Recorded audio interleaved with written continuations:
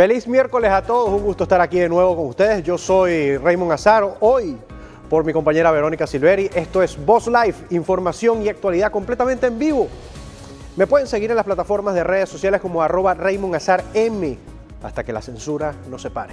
Antes de empezar, por favor, vaya, suscríbase a nuestro canal y comente, dele like. Aquí está @VozMedia y aquí nos tiene también en todas las plataformas digitales. Es importante que con su apoyo compartan nuestra información para que podamos llegar a muchas más personas como usted. También estamos en vivo en Rumble y en Facebook. El programa de hoy llega justamente con el apoyo de The One Coffee, un sabor sin igual, directamente de todas las tierras altas de Guatemala. Cada taza cuenta una historia y cada bolsa ayuda a financiar proyectos comunitarios. The One Coffee, disfrútalo con propósito, ya disponible en nuestra tienda de Voz Mercado. Bien, entrando en lo que se llama materia, resulta que 2 F-18 sobrevuelan el Golfo de Venezuela. Sí, Estados Unidos sobrevoló el Golfo de Venezuela con 2 cazas F-18, que es la aproximación más cercana conocida al espacio aéreo venezolano, por lo menos hasta la fecha. Oficialmente se trataba de algún vuelo de entrenamiento o de rutina, pero extraoficialmente se trataba de un mensaje. Todo el mundo sabe, desde Caracas hasta Moscú y Pekín, lo tienen claro.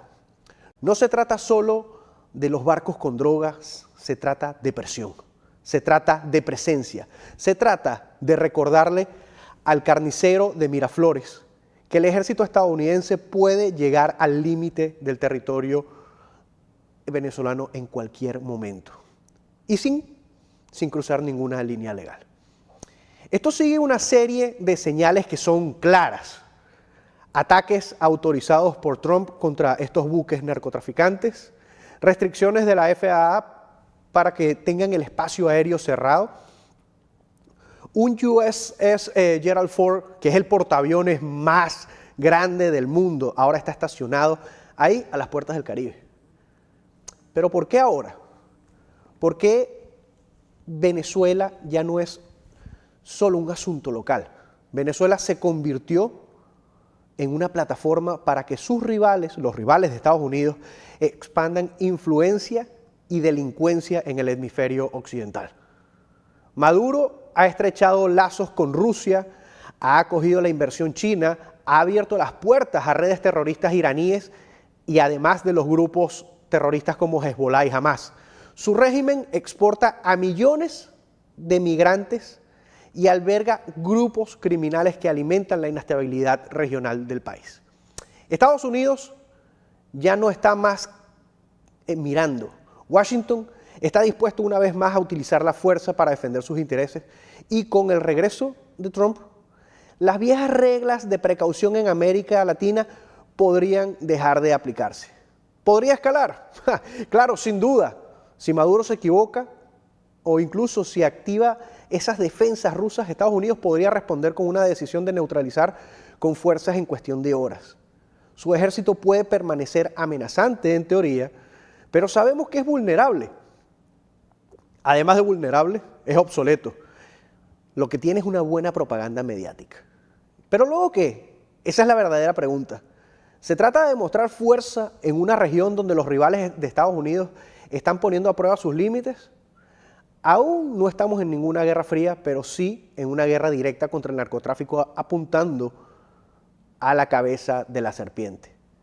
Los demócratas continúan incluso sin entender por qué se dan estos ataques a las narcolanchas. Escuchemos. Líder Jeffries, cambiemos de tema y hablemos ahora de estos ataques a las supuestas lanchas de droga frente a las costas de Venezuela. En particular, me refiero al del 2 de septiembre, que ha recibido tanto escrutinio porque fue impactado en múltiples ocasiones y se vieron a sobrevivientes aferrándose al costado de la embarcación. Hubo una reunión informativa del Grupo de los 8 ayer y usted mismo participó en ella. El secretario de Defensa Hegseth, el secretario de Estado Rubio, el jefe del Estado Mayor Conjunto Dan Kenne, otros estuvieron involucrados. Cuéntenos, ¿sabe cómo pueda lo que escuchó ayer? ¿Que vio ese segundo video? ¿Obtuviste respuesta a algunas de tus preguntas? Si no, ¿qué quedó pendiente? Bueno, aún no he visto ninguna evidencia que justifique estos ataques que creemos. Son extrajudiciales en muchos casos. O aún estamos tratando de determinar la base de la autoridad para llevar a cabo estos ataques que han estado ocurriendo y la justificación general en términos de promover la seguridad y la seguridad nacional del pueblo estadounidense. Jeffrey no es el único. También hay otros que dicen que traficar drogas no es atacar a Estados Unidos. Cuando esta historia estalló, cuando salió a la luz pública en el informe del Washington Post sobre el buque en llamas de proa a popa, sobre 2 personas náufragas, muchos de los expertos militares que han estado en este programa nos señalaron a nosotros y a nuestros televidentes al manual de la ley de guerra, que tiene como ejemplo específico la frase del manual de la ley de guerra: ser personas náufragas. ¿Hay algo en el video que haga que eso no sea menos crudo? Es decir, estos parecen de demócratas y republicanos que han visto el video, dicen como son 4 náufragos. Pues a mí ciertamente me pareció así, pero Nicole, lo que importa aquí es menos lo que ves en el video que el análisis, las suposiciones, y todo eso tiene sus raíces en las decisiones políticas tomadas para equiparar el tráfico de cocaína con atacar a Estados Unidos.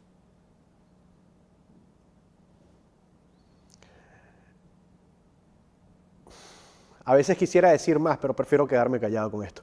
Vámonos de una vez a saber qué hay en nuestra página web y nos contactamos de una vez a nuestra redacción con nuestra compañera Diane Hernández. Diane, ¿cómo estás? ¿Qué tal, Raymond? Un gusto saludarte justo desde Madrid. Ya lo decías, este miércoles 10 de diciembre para tenerlos al tanto de lo que hoy tenemos en Voz.us. Justamente tenemos una noticia en portada relacionada con esto que informabas hace unos minutos, y es que una alta funcionaria del Departamento de Guerra declaró a Just the News, el medio de Just the News, que los ataques aéreos ordenados, por supuesto, por el presidente Donald Trump contra barcos que transportaban drogas en el Caribe han matado nada más y nada menos que 87 narcoterroristas. Ha dejado esta cifra cerrada y también aprovecha la ocasión para repudiar a uno de los medios de comunicación más famosos del país por su información sensacionalista. Así la describió sobre el tema. Fue justamente la secretaria de prensa del Departamento de Guerra la que criticó duramente a The Washington Post por un informe cuya veracidad también había sido cuestionada por el almirante al mando de la misión militar estadounidense contra los cárteles de la droga venezolanos, y el cual decía que el secretario de Guerra había sugerido matar a los 2 supervivientes del barco alcanzado por los misiles, que ha dado tanto que hablar a los medios internacionales y que tanto se ha criticado también en los medios públicos. The New York Times fue otro de los que desmintió recientemente la noticia del Post. Eso es uno de los análisis que hoy tenemos en la página, pero por supuesto tenemos más noticias relacionadas a todo lo que está sucediendo en Estados Unidos y en el resto del mundo. Tenemos una nota que le invitamos a consultar, donde analizamos que la administración Trump ha retirado 85.000 visas de todas las categorías, donde su toma de posesión desde el 20 de enero ha dado al traste con este gran número de retiros de visas a personas que han ido a Estados Unidos, según informó un funcionario del Departamento de Estado. La misma fuente dijo que entre las revocaciones se encuentran casi 8.000 visas de estudiantes, y esta cifra podemos decir que es el total más del doble de las anulaciones registradas en 2024. Así están los números. Este mismo funcionario explicó que una parte sustancial de las revocaciones están relacionadas con delitos cometidos dentro de Estados Unidos, lo que por supuesto justifica su retirada inmediata. De acuerdo con la misma persona, casi la mitad de las revocaciones del último año se deben a conducir bajo los efectos del alcohol, a agresiones y también a robos. Señaló esta misma persona que quienes incurren en estos delitos representan, así lo ha dicho, una amenaza directa a la seguridad de nuestras comunidades. Aunque la nota no detalla las razones detrás de la otra mitad de los casos, el Departamento de Estado ya había señalado en noviembre pasado que hasta el momento se habían retirado estas 80.000 visas, por los motivos que incluían apoyo al terrorismo, estadías excesivas y amenazas a la seguridad pública. Fueron los principales motivos, por supuesto, además de los delitos antes mencionados. Es una amplia nota donde hacemos énfasis en los principales temas de los retiros de visas y otros temas migratorios que, por supuesto, puede encontrar en Voz.us. Además de esto, el manejo de las políticas santuario en Illinois es otro de los temas que hoy llevamos en portada. y es que volvió a encender las tensiones a nivel nacional luego de que el Servicio de Inmigración y Control de Aduanas, que conocemos como ICE, denunciara que el Estado liberó nada más y nada menos que a 1.768 personas extranjeras con antecedentes o cargos criminales desde el 20 de enero, pese a órdenes de detención federales contra estas mismas personas. Según dijo la agencia en un comunicado que puede encontrar en su página, entre estos registros están registrados homicidios, agresiones, robos, delitos con armas, tráfico de droga y abusos sexuales. Sabemos que Washington tiene una amplia ofensiva contra los abusos sexuales y también los temas relacionados con violencia contra niños, y este es uno de los casos de política santuario que más han estallado en los últimos tiempos.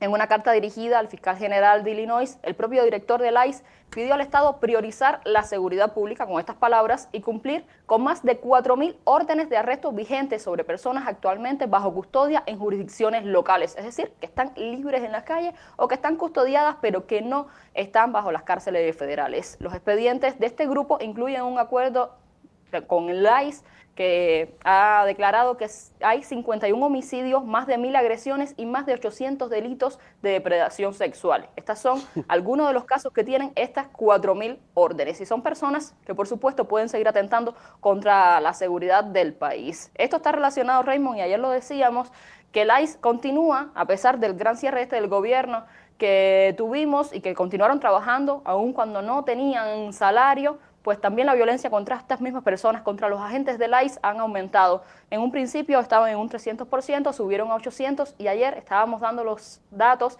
que más de 1.200% había aumentado la violencia contra estos agentes que básicamente están cuidando y velando por la seguridad del país. A este punto está la situación con el tema en Estados Unidos y por supuesto las notas de Voz.us esclarecen estas situaciones y dan más datos que deberíamos analizar.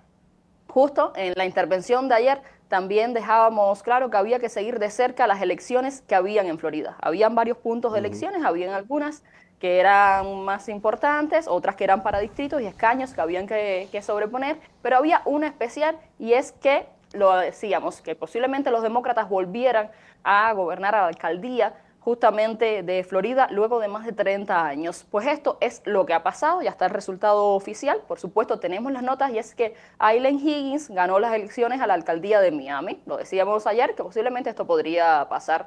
La exmiembro de la Comisión del Condado de Miami-Dade derrotó al republicano Emilio González, el candidato que además estaba respaldado por Donald Trump y Ron DeSantis públicamente, y de esta manera Higgins se convertirá en la primera alcaldesa demócrata en la ciudad en 30 años, 3 décadas sin que pisaran los demócratas este escaño. Con el 100% de los votos contabilizados en este punto, Higgins obtuvo el 59% contra el 40% del que se hizo González. Fue la primera segunda vuelta en la ciudad desde 2001. Es decir, hacía más de 20 años que no se llegaba a una segunda vuelta para este escaño en Florida. Los resultados fueron dramáticamente diferentes a los de 2021, cuando el republicano Francis Suárez se impuso con nada más y nada menos que el 78% de los votos en su intento de reelección. Así que vemos las diferencias y de cómo se ha volcado también Florida con estas elecciones, y que esto habla del futuro que tendrá también el Estado en los próximos años. Hay una nota más amplia explicándonos quién es Higgins y cuáles son las propuestas que tiene.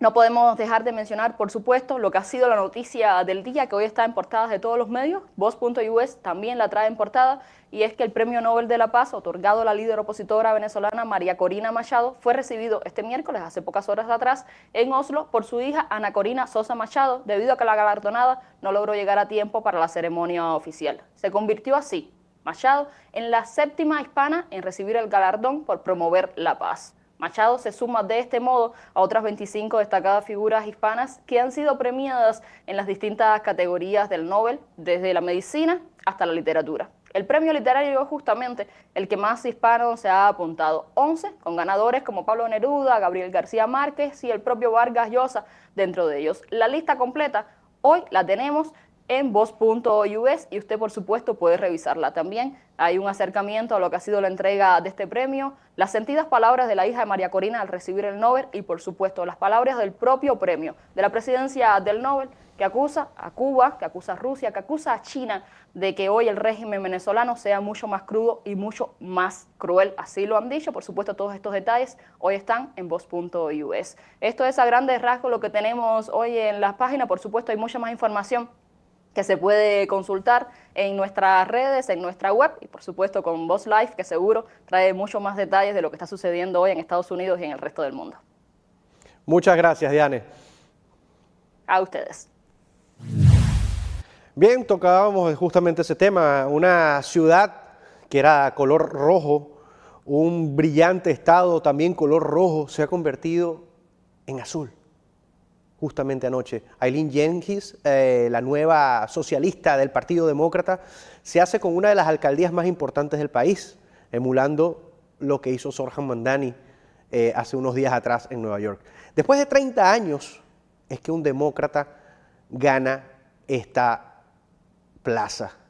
Resulta que la biblioteca presidencial del presidente Trump ahora será construida bajo el control de una demócrata rabiosamente anti-Trump que apoya las políticas blandas contra la delincuencia. Por eso es que vamos con la encuesta del día de una vez y queremos compartir con ustedes aquí en nuestro chat si cree que usted el resultado de las elecciones en Miami es un anticipo a lo que serán las elecciones de medio término. Vaya, por favor, comente y comparta para que tengamos en cuenta su opinión. Las opciones son sí, no y bueno, que esto puede revertirse. Para mí las elecciones intermedias no pintan nada bien. Pintan a que podría ser incluso un baño de sangre.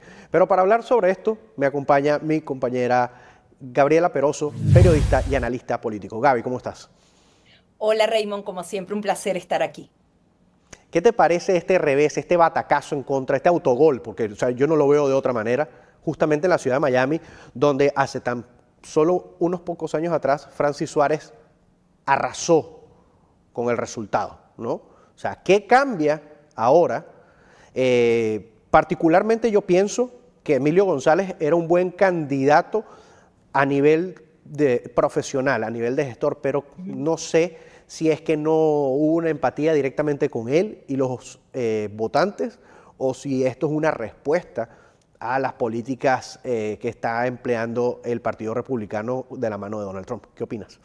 Bueno, yo apuntaría a los segundos, sobre todo porque los partidos tienen que ser alarmistas cuando ven este tipo de resultados. Si lo vemos en blanco y negro, yo creo que es mejor tomarlo como un referéndum a lo que es la administración del presidente Donald Trump, a la figura de Ron DeSantis y no tratar entonces de tapar el sol con un dedo. Obviamente hay un impacto con respecto al tema migratorio y con respecto al tema económico que creo que llegó particularmente a la ciudad de Miami e impactó directamente el voto. Quizás no hubo un voto en contra de estas dos figuras, del presidente Donald Trump y del gobernador Ron DeSantis, pero sí mucha más poca participación, mucha más abstención a la hora entonces de defender a esos candidatos republicanos. Para analizarlo desde diferentes puntos de vista hay que entender que Emilio González tenía el apoyo de Donald Trump y del gobernador y eso no No, pero movilizó es que no solo eso. Estamos hablando de Rick Scott, de Mario Díaz Balar, Además, de María Elvira Salazar, de absolutamente todas las... Exactamente, que son personas que han venido ganando en sus escaños durante los últimos años. Entonces, este revés en Florida a mí me parece una alarma gigantesca. Tiene que serla y aquí hay que hablar del tema migratorio, que no se está dando una contranarrativa al tema migratorio y eso hay que abordarlo, el Partido Republicano y la propia administración de Donald Trump la tiene que abordar y adicionalmente está el tema económico que si bien hemos visto que desde la otra elección donde se dio la primera vuelta de esta elección local comenzaron entonces a profundizar ese tema económico y a profundizar los discursos, el presidente Donald Trump volvía a Pensilvania a hablar de este tema hasta que no se perciba en el bolsillo de los ciudadanos, esto va a seguir impactando y los demócratas a veces son muy efectivos en ese tema de abordar el discurso y adicionalmente con todas estas promesas socialistas de este tipo de candidatas se hace muy efectivo. Normalmente ganar como opositor es mucho más fácil, pero hay que entender que esos lugares en donde eran bastiones republicanos se pueden perder, incluso podríamos estar frente a un golpe un poco más profundo en Florida para esas elecciones de medio término. Esto me hace pensar, por ejemplo, en el escaño directamente de María Elvira Salazar, que no es tan sólido como el de Mario Díaz Balar. Ella entonces está en un riesgo definitivo, si antes estuvo en riesgo y ese puesto ha ido y venido luego de que Ileana Ros-Lehtinen se separó del cargo.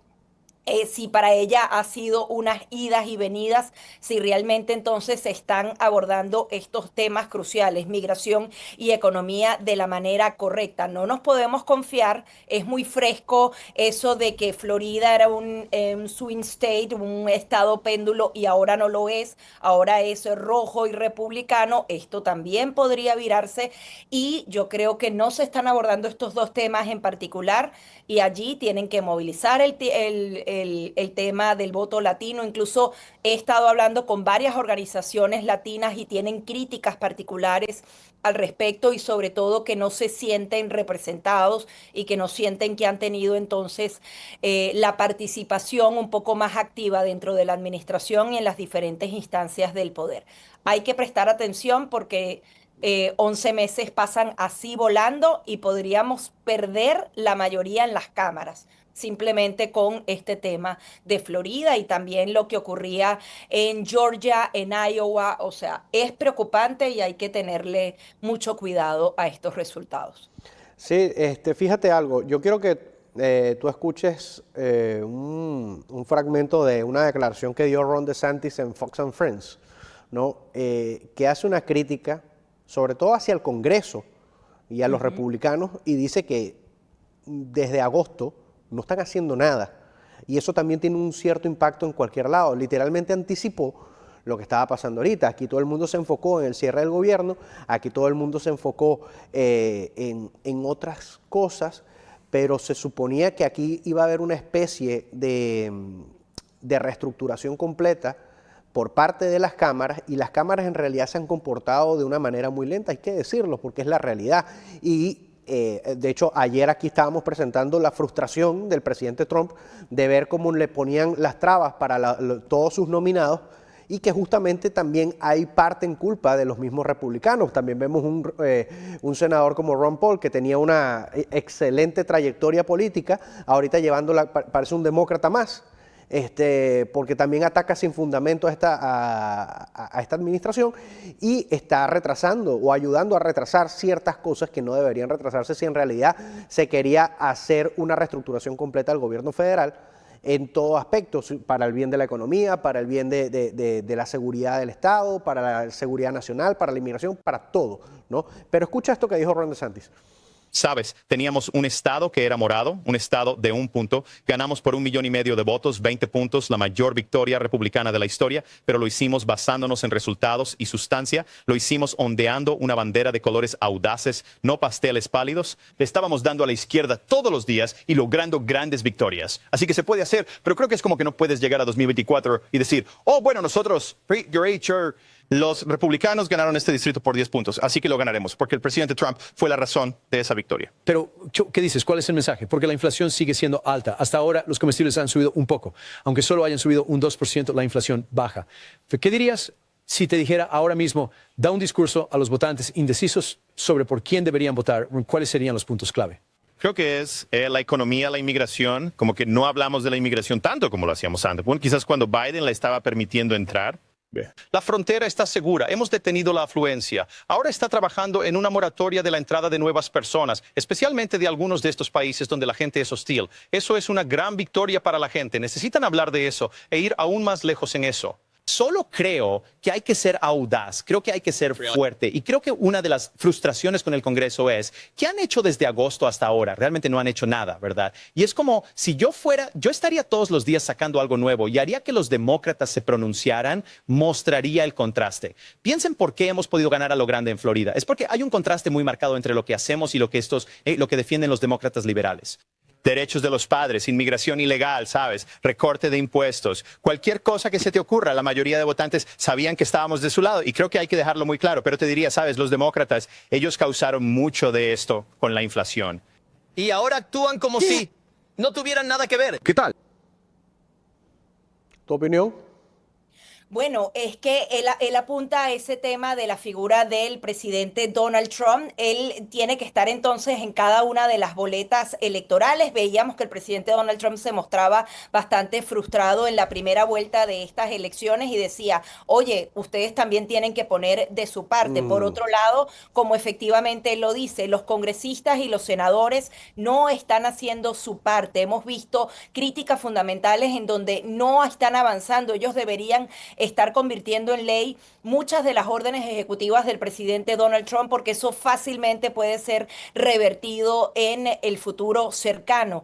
Están centrados en el cierre de gobierno, en el tema de Epstein y en otras tantas cosas y no están haciendo un trabajo efectivo y fundamental. Incluso el presidente Donald Trump decía, bueno, quiten lo que serían las riendas de lo de la votación de más de 60 votos, el filibusterismo, para poder ser efectivos. O sea, arriésguense con eso, pero comiencen a aprobar masivamente todo lo que hay que aprobar.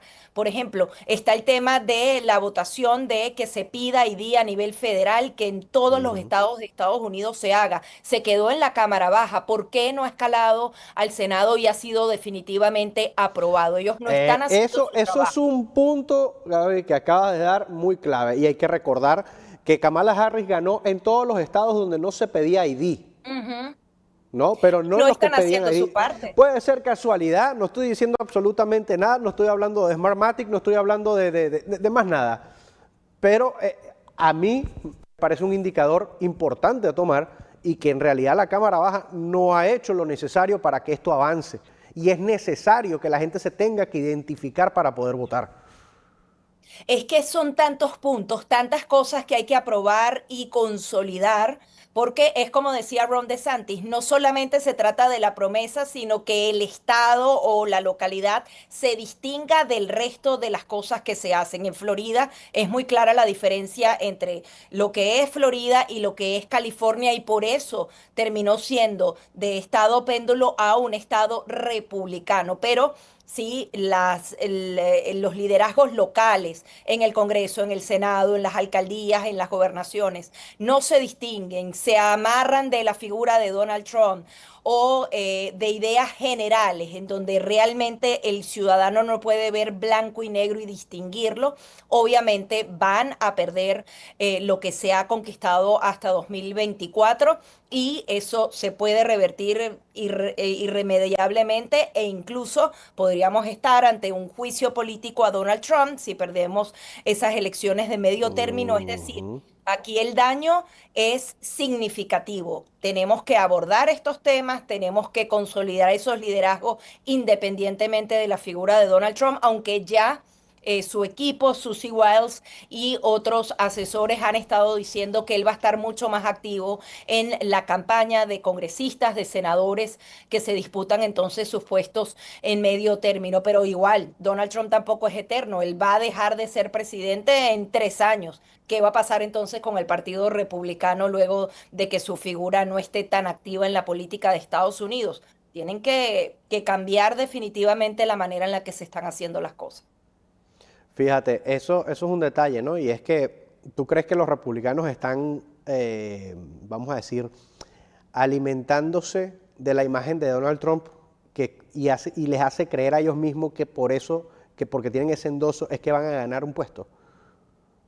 Yo creo que sí, podría haber cierta comodidad en ese aspecto. Por ejemplo, adicionalmente, tener la sinceridad de apoyar al partido. Yo creo que una de las cosas que pasó aquí en la ciudad de Miami, vimos 13 candidatos en total, la mayoría de ellos eran conservadores, eran republicanos, se movilizaron durante la primera vuelta, vimos claramente que si lo dividíamos entre derecha y izquierda, claramente la derecha ganaba en la ciudad de Miami. ¿Y qué pasó? Se dio pero el apoyo del gobernador, del presidente, de los congresistas y senadores a Emilio González, pero la maquinaria de los demás candidatos no la movilizaron a favor de Emilio González. Entonces, los otros candidatos perdieron y dijeron, como perdió mi candidato o como perdí yo, no muevo la maquinaria para que estas personas que votaron por mí apoyen al que comparte mis ideas y trata entonces de evitar todo este movimiento de izquierda en Miami. Eso tampoco lo hicieron. Entonces realmente hay un compromiso partidista. Yo creo que era una responsabilidad también de esos candidatos que perdieron en la primera vuelta trabajar por Emilio González en esta segunda vuelta. Yo no creo que eso haya sucedido. Los números de la participación dan cuenta de que cada uno dijo, bueno, ya no es problema mío, dividiste el voto y desmovilizaste en la segunda vuelta. Eso es un error que no podemos darnos el lujo de volver a cometer. Sí, y que justamente tocó eso en este estado, ¿no? Que muchos lo daban por ganado y bueno, viendo los resultados justamente en 2024 que fueron condados como Osceola, por ejemplo, que tenía creo que era más de 200 años, sin embargo, votando demócrata, por primera vez en su historia había votado republicano, ¿no? West Palm Beach también el avance republicano fue gigantesco. Fort Lauderdale, o sea, zonas que era nulo el apoyo al Partido Conservador, no lo fueron y ahora está este problema. Y esto es un grave problema, porque es lo que tú acabas de decir, estamos a nada de que se pueda llevar otra vez a Trump a un impeachment, que se pueda llevar a Pete Hegseth, que se pueda llevar a todos los que estuvieron en esta administración, cuando personas como el mismo Joe Biden, el mismo Alejandro Mayorkas, que fueron responsables de la mayor crisis migratoria de este país, se fueron tranquilos sin nada, ¿no? Entonces, esos son los contrastes que también han amenazado mucho con hacer cumplir lo que llaman el law and order, pero no se están desviando. Y eso también no ha habido una responsabilidad por tampoco todo lo que pasó durante la administración de Biden. En nada. No hay responsabilidades. Y eso es un problema muy grande. Y los demócratas no van a fallar si quieren cobrarle responsabilidades a alguien, porque para eso sí van alineados. Y esa es la diferencia que hay a veces entre la izquierda y la derecha. Y lo estamos viendo justamente ahora. La izquierda siempre actúa en bloques y así no se traten, no se quieran, van a continuar hasta el final. Pero la derecha, cada quien siempre se va por su lado. Y eso es uno de los errores de por qué la izquierda ha avanzado de manera tan grave en el mundo. Vemos lo que pasa en España, vemos cómo pasó en Venezuela, cómo ha pasado en otros países.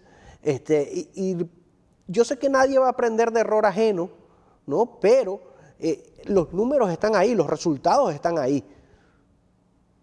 Sí, es que mientras no se sea un poco más disciplinado en la derecha, obviamente la tendencia siempre es a la pluralidad, a la democracia, a la diversidad de ideas, pero mientras eso también no se haga a veces un llamado particular a que ocurre lo que pasa con estos resultados en Miami. Otro de los datos interesantes son 30 años estuvo del lado de los republicanos la alcaldía de Miami, pero 20 años no ocurría una segunda vuelta. ¿Y por qué ocurrió una segunda vuelta? Porque se lanzaron todos los candidatos que quisieron lanzarse esta vez. ¿Por qué 13 candidatos en Miami? Muchos de ellos sabían que no tenían ningún tipo de posibilidad. Entonces, lo que decían es que, bueno, el Partido Republicano no nos apoyaba, pero ya va, esta es una elección en que en teoría no es partidista, pero que sí va a esas líneas, pero adicionalmente se tienen que poner de acuerdo para que todo esto no se atomice de esta manera, porque estamos jugándonos el pellejo. Los números que tenía María Elvira Salazar durante lo que fue la elección de Donald Trump fueron significativos, eran bastante alentadores, pero esa cifra se podría repetir con otros escaños a ese nivel. Hay casos en donde Mario Díaz Balart en algunas elecciones ha perdido, por ejemplo, en la ciudad de Doral, cuando justamente estaba súper abierto al tema de Venezuela y del tema de la máxima presión durante la primera administración de Donald Trump. Ahí tú tienes una falla. ¿Por qué alguien tan conectado con los venezolanos, que siempre ha estado dando entrevistas, que siempre ha estado en las convocatorias a los eventos de venezolanos, no necesariamente saca el número de votos arrasador que se corresponde entonces con la asistencia que él tiene con esa comunidad? Aquí hay muchas cosas que hay que ver y bueno, y pensar en esas elecciones de medio término, que este tema es existencial. Se necesita más unión, se necesita un poco más de disciplina, porque como tú bien dices, los otros iban derechitos, enfilados, y adicionalmente ellos mutan muy fácil en el tema de todo el tema de los precios Bueno, vimos a Jeffries apoyando a Mandani, pero por otro lado que él dice que muy no. bien. Un discurso simple y efectivo y directo, y con muchas promesas socialistas, que además eso entonces ahora está de moda aquí dentro de Estados Unidos. Sí, bueno, ahora se supone que 2026 van a venir cambios importantes que tendrán efecto inmediato en la economía y que quizás puedan ayudar, ¿no? Estamos hablando del tema de la eliminación de los impuestos en las propinas, que puede redondear incluso hasta $25,000 anuales, ¿no? Que vayan a quitar el impuesto también sobre las horas extras, el overtime, que puede llegar en promedio hasta $12,500 anuales también. La reducción o la deducción, mejor dicho, del seguro social, de que no va a haber impuestos sobre los intereses de préstamos para los automóviles fabricados en Estados Unidos. Van a reducir las regulaciones sobre las estafas ecológicas y todo esto del bendito Green Deal. Y también está lo de la ampliación del crédito tributario, que por hijo se supone que van a ser $2,200 indexados a la inflación. Pero ¿es esto suficiente para retomar esta alerta y que los votantes digan, mira, si no sabes que me voy a quedar por aquí, o de verdad tienen que esperar ver ese cambio para decir, mira, si quiero quiero estar como esta economía? Porque todavía la economía de Trump no se parece a la del primer mandato, eso está claro. Pero hay que tener en cuenta de que venía de una economía destrozada por la administración Biden.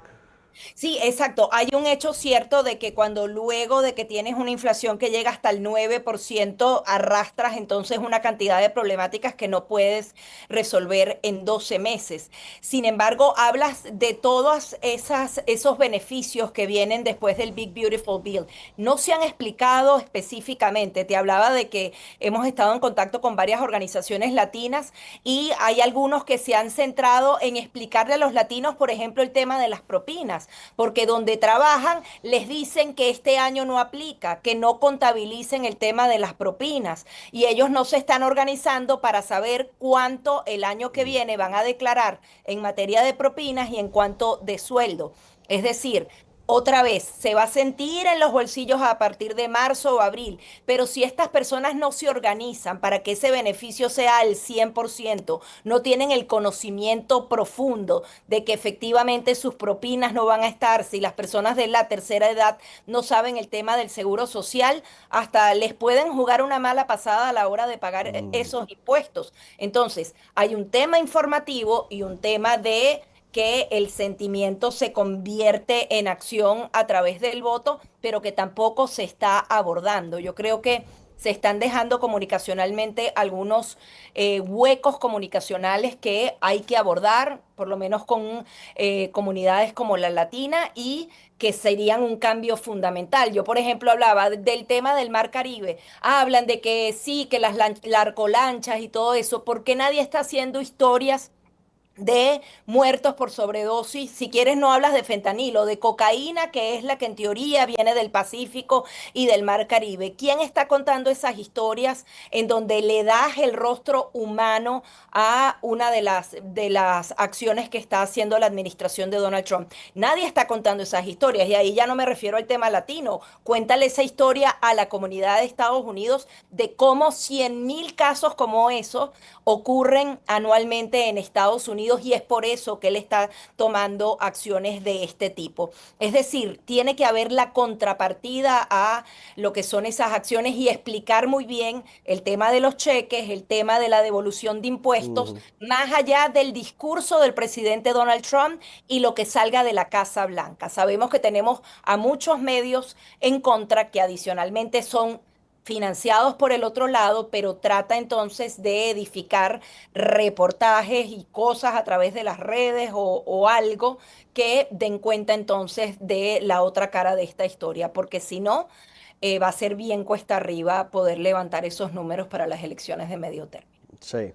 Por otro lado, hay una medida impactante, ¿no?, del gobernador de Illinois, J.B. Pritzker, donde liberó a cientos de depredadores sexuales, inmigrantes ilegales y criminales conocidos, donde se negó también entregarlos evidentemente a ICE. Ahora, negarse a honrar las órdenes de detención, yo quiero que tú veas estos números, porque sacan de silla a cualquiera. Estamos hablando de 813 delitos de depredadores sexuales, 51 homicidios, 1.134 agresiones y 120 delitos con armas de fuego. Esto no es todo. Ponme la siguiente gráfica, por favor. 1.768 delincuentes ilegales liberados con 5 homicidios, 141 asaltos, 15 delitos relacionados con armas, 10 delitos con depredadores sexuales. Aquí está jugando el gobernador de Illinois y a dónde queda la seguridad de las personas que viven ahí. ¿Dónde queda? Aquí sí, es que, bueno, quedan completamente indefensos como ha venido ocurriendo en todas estas ciudades demócratas en donde o los liberan o simplemente hay leyes muy laxas en donde puedes robar $999 porque si es por debajo de 1.000 tú puedes robar sin parar porque nadie te va a detener porque entonces es un delito menor. O sea, no solamente es el pretratamiento sino la liberación de estas personas y que los demócratas han logrado imponerse a la legislación federal. ¿Por qué seguimos con un debate en donde se impone el gobierno local frente a ICE? El tema migratorio es federal, señores, y está por encima de las decisiones que pueda tomar un gobernador. Hay que respetar a esos funcionarios de ICE. Entonces, no solamente se tiene que informar efectivamente sobre esos operativos, sino que adicionalmente hay que informar a los ciudadanos que tienen que respetar estas leyes. Se tiene también que imponer el gobierno federal ante estos gobernadores y mandatarios locales de que esa es la ley nacional que prevalece en todo sentido, porque mientras estemos así, veamos a Zoran Mandani haciendo cursos y a Ocasio Cortés diciendo cómo tratar entonces de librarte de los agentes de tu misma nación, vamos a seguir mal y entonces viven diciendo, sí, estaría violando la ley, pero ¿quién hace que no la violen más? O sea, hay aquí un tema que no se está imponiendo y el tema migratorio está por encima y las ciudades santuario no pueden estar por encima de lo que es ley federal. Y si no, crea las leyes en el Congreso y apruébalos en ambas cámaras, porque si por casualidad eso no está claro, entonces los legisladores desde ya deberían estárselo aclarando a la ciudadanía a través de la ley y el orden, porque no solamente se trata del discurso que pueda tener el Departamento de Homeland Security, la Secretaría de Seguridad Nacional, el presidente Donald Trump, hay que hacerla cumplir y obligar a estos líderes locales a que las cosas no son como ellos las quieren pintar. Y si hay obstrucción a la ley, pues deben terminar donde terminan todas las personas que obstruyen la ley, exactamente, y que hayan definitivamente consecuencias, porque eso es lo que se necesita ahora, que haya consecuencias con las personas que están rompiendo la ley, que parece que eso se ha olvidado, ¿no? Gaby, voy a leer rápidamente antes de que te vayas el resultado de la encuesta, y es que justamente la pregunta fue: el resultado de las elecciones de Miami es un anticipo a lo que serán las elecciones de medio término, y el 50% ha votado que sí, 29% ha votado que no, y 21% ha votado porque todavía es muy temprano para definir. Yo no sé. Esperemos. Estamos a Yo tiempo. espero estar equivocado. También hay que sí. ser optimistas. Bueno, ok, te voy a tomar la palabra. Gaby, gracias por estar con nosotros. Gracias, Raymond. Como siempre, un placer estar aquí. Y bueno, usted no se mueva de ahí porque ahorita en breve vamos a venir con las declaraciones del secretario de Salud, Robert Kennedy. Yo por otro lado me despido por acá, espero que tengan un buen provecho. Mi nombre es Raymond Azar y nos vemos este próximo viernes en War Room, como siempre. Mañana mi compañera